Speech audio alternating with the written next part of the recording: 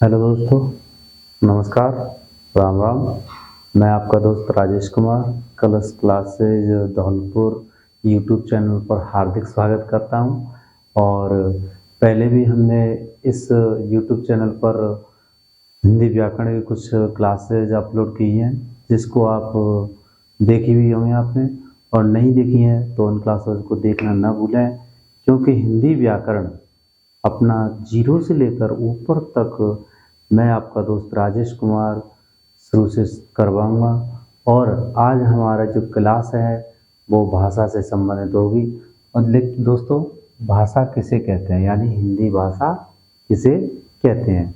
तो दोस्तों, हिंदी भाषा है, यानी अपने देश में तो अनेक भाषाएं बोली जाती हैं, लेकिन फिर भी हम हिंदी भाषी कहे जाते हैं। तो हिंदी भाषा है वो किस प्रकार से उसका हिंदी व्याकरण होगा, और हिंदी व्याकरण में किस तरह की हमारे टॉपिक आते जाएंगे, जिनको हम एक साथ टॉपिक वाइज टॉपिक पढ़ते जाएंगे।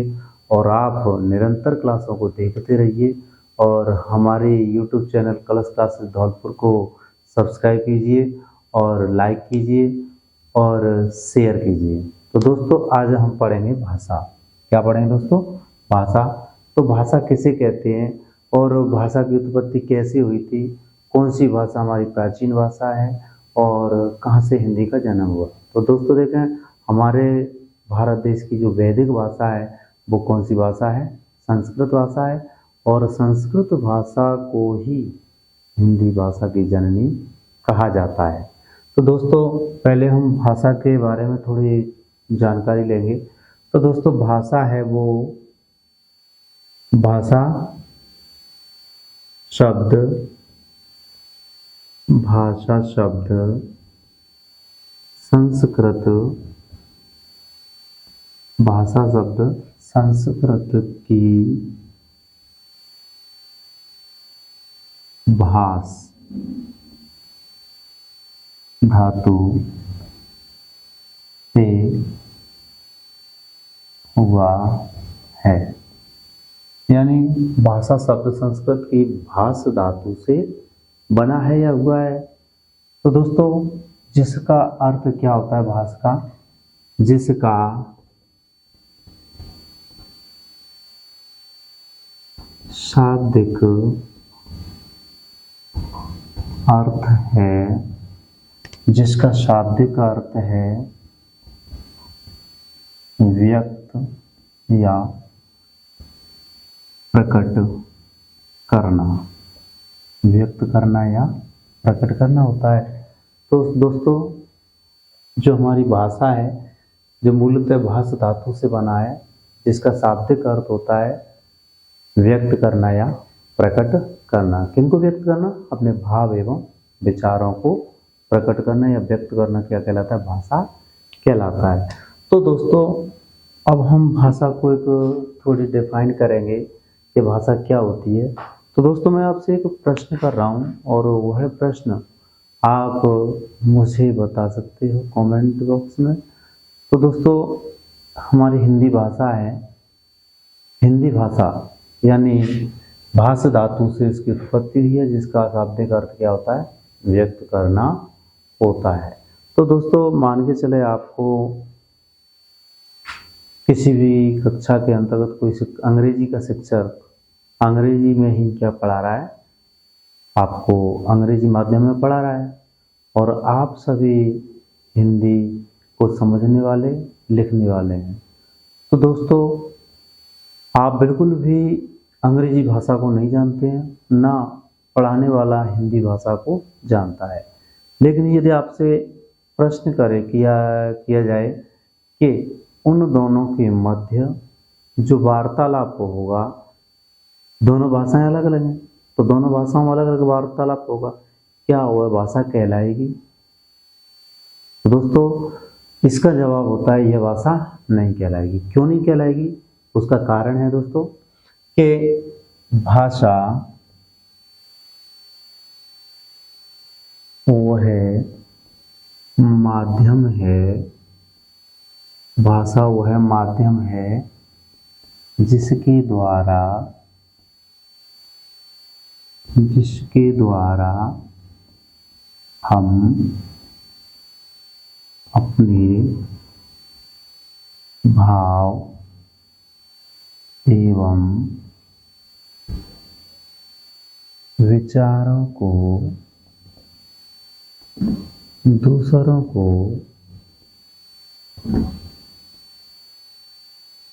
समझा सकें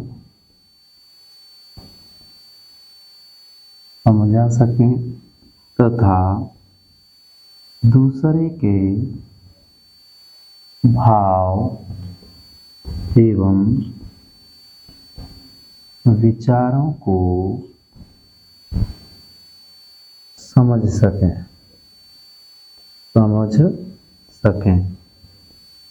उसे भाषा कहते हैं। क्या कहते हैं मित्रों? भाषा कहते हैं। यानी भाषा वह माध्यम है जिसके द्वारा हम अपने विचार एवं भावों को दूसरों को समझा सकें एवं दूसरे के भाव एवं विचारों को समझ सकें। जब भी क्या होगी, वह भाषा कहलाएगी। तो दोस्तों, हम निष्कर्षतः कह सकते हैं कि जो अभी मैंने आपसे प्रश्न किया कि अंग्रेजी वाला शिक्षक और आप हिंदी वाले विद्यार्थी, जब कोई शिक्षक आपको अंग्रेजी माध्यम में पढ़ाए और आप उस भाषा को नहीं समझें तथा वो सामने वाला जो पढ़ा रहा है वो भी आपकी भाषा को नहीं समझे, तो वह भाषा नहीं कहलाएगी। क्यों नहीं कहलाएगी? तो दोस्तों, एक बार इसको हम पढ़कर समझ सकते हैं कि भाषा वह माध्यम है जिसके द्वारा हम अपने भाव एवं विचारों को दूसरों को समझा सकें तथा दूसरों के भाव एवं विचारों को खुद समझ सकें। जब भी क्या कहलाएगी? भाषा होगी, अन्यथा भाषा नहीं होगी। तो दोस्तों, एक प्रश्न हो रहा है आपसे कि क्या हमारे इस पृथ्वी पर जीव जंतु, कीड़े मकोड़े, पक्षी, पशु, क्या इनमें भाषा होती है? तो दोस्तों, हम कह सकते हैं कि इनमें भी अपनी अभिव्यक्ति को व्यक्त करने के लिए भाषा का ये प्रयोग करते हैं। जैसे उदाहरण के तौर पर हम समझ सकते हैं कि मान के चले एक चींटियों की लाइन जा रही है किसी दीवार पर और उधर से एक चींटी आई, उसने वे दोनों चींटी आगे वाली और जो आने वाली है वो दोनों मिली, कुछ उन्होंने संकेत किया और उसके बाद में उन्होंने अपनी जो डायरेक्शन थी, जो दिशा थी, वो अपनी बदल दी। तो क्या है, उन्होंने अपने माध्यमों में क्या किया, अपने भाव एवं विचारों को समझा और उसके बाद में उन्होंने आगे बढ़े। तो चाहे पशु हो या पक्षी हो या जीव जंतु हो, हर किसी में अपनी भाषा का माध्यम होता है। तो दोस्तों, ये तो थी हमारी भाषा की परिभाषा और अर्थ किस तरह से हुआ। तो दोस्तों, हम देख सकते हैं कि भाषा होती है वह कितने माध्यमों में होती है। कितने माध्यमों में होगी दोस्तों? हमारे भाषा के माध्यम कितने होते हैं? भाषा के माध्यम, हिंदी भाषा कितने माध्यमों में होती है दोस्तों? हमारी हिंदी भाषा है उसके कितने माध्यम होते हैं? 2 माध्यम होते हैं। और आपके जहन में एक प्रश्न जरूर आ रहा होगा कि जो हिंदी भाषा है, हमने तो सर 3 अंग पढ़े हैं या उसके 3 माध्यम पढ़े हैं। हाँ, आप बिल्कुल सही कह रहे हैं, सही सोच रहे हैं कि जो हिंदी भाषा है उसके 3 माध्यम है, लेकिन जो तीसरा हमारा माध्यम या तीसरा अंग है, भेद है, वो हिंदी भाषा में स्वीकार नहीं किया जाता। क्यों नहीं किया जाता? उसका एक कारण है, और वो कारण है कि हमारा पहला माध्यम है मौखिक भाषा। कौन सी है दोस्तों? मौखिक भाषा। क्या है दोस्तों? पहली कौन सी? मौखिक भाषा। और दूसरी है लिखित भाषा। क्या है दोस्तों? लिखित भाषा। आपसे किसी भी परीक्षा में यदि प्रश्न पूछा जाए हिंदी में कि भाषा के कितने अंग होते हैं या भाषा के माध्यम कौन कौन से होते हैं, तो यदि प्रश्न आए 2, 3, 4, तो आपको उत्तर कितना देना होगा? 2। क्यों देना होगा दोस्तों? क्योंकि हमारी हिंदी भाषा के अंग हैं, जो हिंदी भाषा के अंग हैं दोस्तों वे कितने? 2 ही हैं, अंग कहें या माध्यम कहें। लेकिन फिर हम सांकेतिक भाषा एक होती है, उसको हिंदी में पढ़ते क्यों हैं? पढ़ते जरूर हैं, लेकिन होता क्या है असल में कि उसको हम केवल व्यावहारिक रूप में देखते हैं। अर्थात हम कह सकते हैं कि व्यावहारिक, क्या है दोस्तों?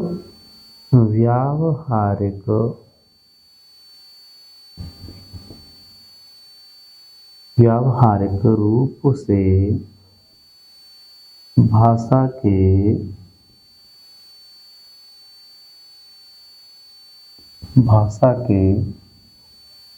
3 अंग होते हैं। कितने होते हैं मित्रों?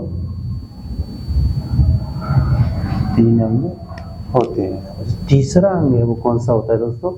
सांकेतिक भाषा। कौन सी होती है? सांकेतिक भाषा।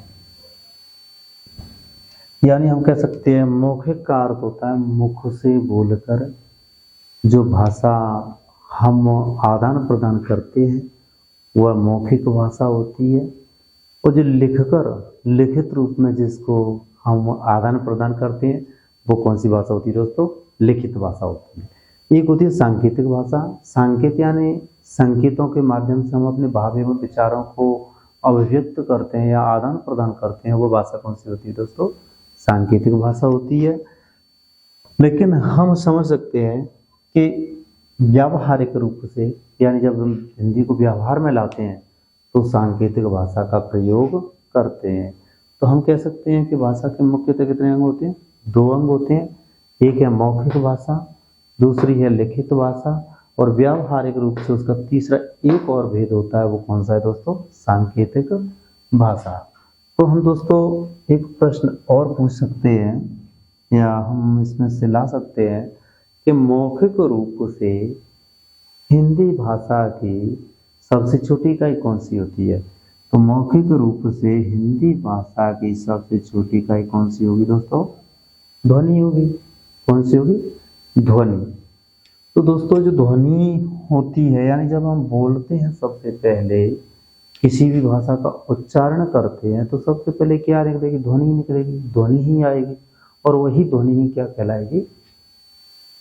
मौखिक भाषा का सबसे छोटा रूप कहलाएगी।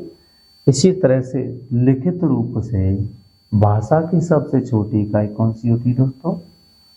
कौन सी होती है? वर्ण होती है। कौन सी होती है मित्रों? वर्ण होती है। और सांकेतिक रूप से, यानी सांकेतिक भाषा की सबसे छोटी इकाई कौन सी होगी? तो दोस्तों सांकेतिक रूप से भाषा की, यानी हिंदी भाषा की कोई भी छोटी इकाई नहीं होती है। इसलिए हमारी हिंदी में भाषा के केवल 2 ही रूपों को स्वीकार किया गया है। देखिए दोस्तों, संकेत होते हैं वे समय और परिस्थितियों के अनुसार बदलते रहते हैं, और सामने वाला है वो कुछ अलग अर्थ में भी ले सकता है संकेत का अर्थ। यानी जब कोई लोग 2 लोग बात कर रहे हैं तो उनके जो संकेत होते हैं, जिनके जो संकेत होते हैं वे 2 ही समझेंगे, कोई तीसरा अन्य नहीं समझेगा। लेकिन हमारे ये मौखिक और लिखित है, इन दोनों को देखा जाए तो हर कोई व्यक्ति हो वह इन दोनों अंगों को समझ सकता है, बोल सकता है, लिख सकता है। तो दोस्तों इस तरह से हमारे हिंदी भाषा के कितने अंग होते हैं? 3 अंग होते हैं। तो दोस्तों भाषा के बाद में एक चीज और बनती है, एक और बनती है, और वो है बोली। कि भाषा और बोली, बोली किसे कहेंगे? तो दोस्तों जैसे कि ध्वनि, ध्वनि को तो यहीं तक पढ़ते हैं कि ध्वनि हुई, लेकिन जैसे ही ध्वनि को लिखित रूप दे दिया जाता है, जैसे मौखिक भाषा की सबसे छोटी इकाई ध्वनि, और ध्वनि को जब लिखित रूप दे दिया तो क्या बन गया? वर्ण बन गया। यानी ध्वनि को जब लिखित रूप दे देते हैं तो उसे हम क्या कहते हैं? वर्ण कहते हैं। और वर्ण की एक और परिभाषा होती है दोस्तों, वो होती है कि वे वर्ण जिनके कोई खंड या टुकड़े नहीं किए जा सकें वो क्या होते हैं, वर्ण होते हैं। तो दोस्तों इस तरह से हमारी जो भाषा है, भाषा के अंग होते हैं वे 3 होते हैं। और एक इसके बाद में हमारा आता है बोली। तो बोली किसे कहेंगे दोस्तों? भाषा और बोली में बहुत बड़ा अंतर होता है, जमीन आसमान का अंतर होता है। देखिए भाषा होती है वो एक विस्तृत होती है। कैसी होती है? विस्तृत होती है। लेकिन जो बोली होती है वो कैसी होती है? सीमित होती है। कह सकते हैं कि भाषा असीमित होती है और बोली कैसी होती है? सीमित होती है। उसी तरह से कोई भी भाषा हो, भाषा में साहित्य का सर्जन किया जाता है, यानी साहित्य की रचना की जा सकती है भाषा के द्वारा, लेकिन बोली के द्वारा ऐसा संभव नहीं हो सकता। कोई भी बोली हो तो बोली का सीमित क्षेत्र होगा, अगर सीमित क्षेत्र होगा तो उसमें कोई साहित्य का सर्जन नहीं होगा। उसी तरह से जो भाषा होती है, भाषा का एक निश्चित शब्दकोश होता है। क्या होता है? एक निश्चित शब्दकोश होता है, लेकिन बोली का निश्चित शब्दकोश नहीं होता।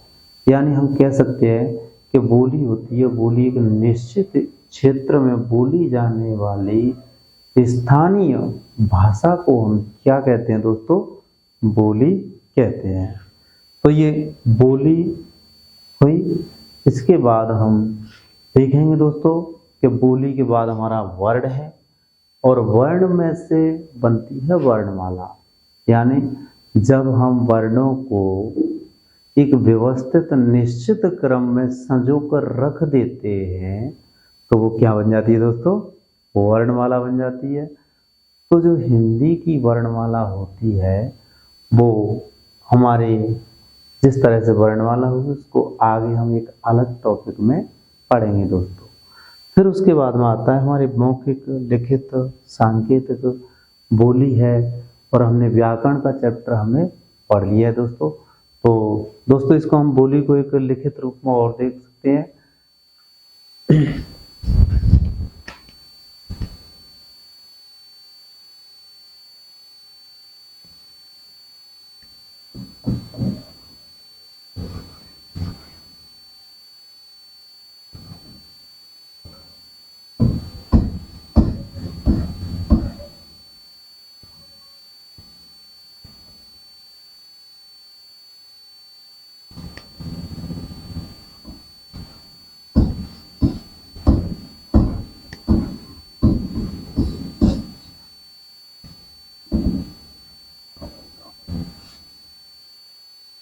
दोस्तों हम बोली को एक बार लिख कर देखते हैं कि बोली किसे कहते हैं। बोली का अर्थ होता है कि एक निश्चित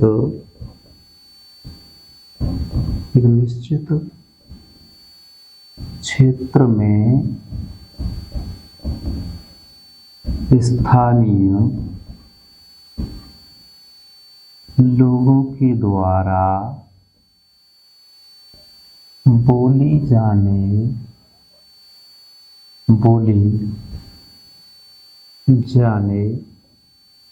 वाली भाषा क्या कहलाती है? बोली कहलाती है। बोली कहलाती है। क्या कहलाती है मित्रों? बोली कहलाती है। तो देखें हमारी जो बोली होती है, बोली और भाषा में बहुत बड़ा अंतर होता है। तो एक चार्ट के माध्यम से हम बोली और भाषा को समझ सकते हैं। तो एक साइड में हम लिख लेंगे भाषा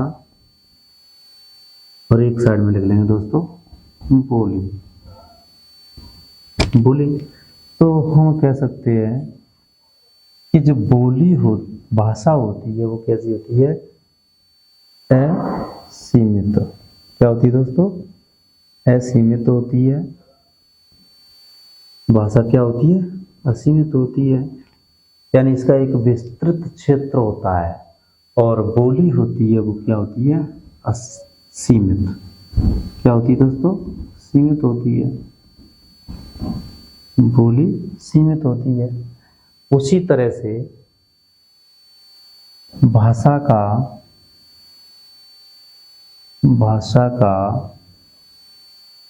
क्या होता है? व्याकरण होता है। भाषा का व्याकरण होता है, लेकिन बोली का व्याकरण नहीं होता है। व्याकरण नहीं। ऐसे ही तीसरा जो डिफरेंट होता है, अंतर होता है कि भाषा का एक निश्चित शब्दकोश होता है। क्या होता है? इसका शब्दकोश होता है। शब्दकोश होता है और इसका शब्दकोश नहीं होता। इसका शब्दकोश नहीं होता है। ऐसे ही चौथा जो अंतर है वो है कि जो भाषा होती है, भाषा में एक साहित्य का सर्जन किया जाता है। तो भाषा में साहित्य का सर्जन क्या है? भाषा में साहित्य का सर्जन होता है, लेकिन इसमें साहित्य सर्जन नहीं होता है। तो इस तरह से हम कह सकते हैं कि भाषा और बोली में बहुत बड़ा अंतर होता है। तो दोस्तों, आज का हमारा जो पाठ चला भाषा का, वो यहीं पर विराम लेते हैं। और दोस्तों, आशा करता हूँ आज की क्लास आपके ठीक लगी होगी, अच्छी लगी होगी। अगर समझ में आई हो तो आज की क्लास को शेयर और सब्सक्राइब करें, और हमारा कलर्स क्लासेस धौलपुर चैनल है उसको अधिक से अधिक शेयर करें, और साथ में हमारी क्लास को भी शेयर करें। तो दोस्तों, राम राम, नमस्कार, और सभी अच्छे होंगे। थैंक यू, धन्यवाद।